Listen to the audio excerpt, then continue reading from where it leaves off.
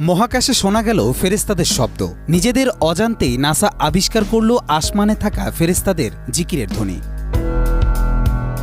নাসার একটি গবেষণায় উঠে আসে মহাশূন্যকে নিঃশব্দ ভাবা হলেও আসলে সেখানে প্রতিনিয়ত শব্দ হচ্ছে। গবেষকরা সেই শব্দ শুনে বলছেন যেন বিলিয়ন বিলিয়ন মানুষ একসঙ্গে গান গাইছেন।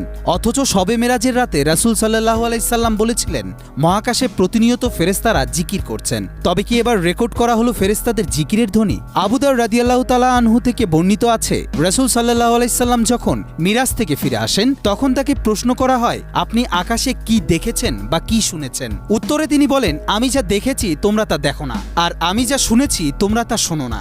আকাশে প্রচণ্ড কাঁপুনির শব্দ হচ্ছে, আর তা হওয়ার কারণ আছে। আকাশে 4 আঙ্গুল পরিমাণও জায়গা খালি নেই। সবখানে ফেরেশতারা সিজদায় আছেন আর আল্লাহর জিকির করছেন।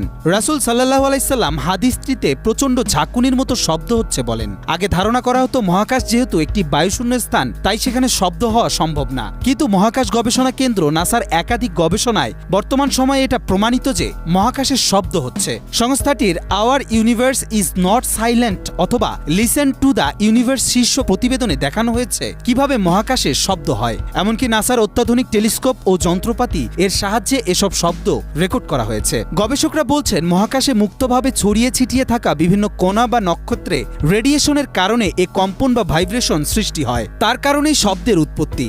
শব্দগুলো ইলেকট্রোম্যাগনেটিক ওয়েভ আকারে থাকে, পরে সেগুলোকে শব্দ তরঙ্গে রূপান্তর করা হয়। একটু খেয়াল করলে দেখা যাবে রাসূল সাল্লাল্লাহু আলাইহি সাল্লাম 1400 বছর আগেই বলেছিলেন যে আকাশে কাঁপুনির শব্দ হয়। নাসাও বর্তমানে বলছে শব্দ কাঁপুনির কারণে হয়। এমনকি গবেষণার সাথে যুক্ত একজন গবেষকও বলেন, এই শব্দ শুনে মনে হচ্ছিল যেন বিলিয়ন বিলিয়ন মানুষ একসাথে গ্রেগরিয়ান চ্যান্ট গাইছে।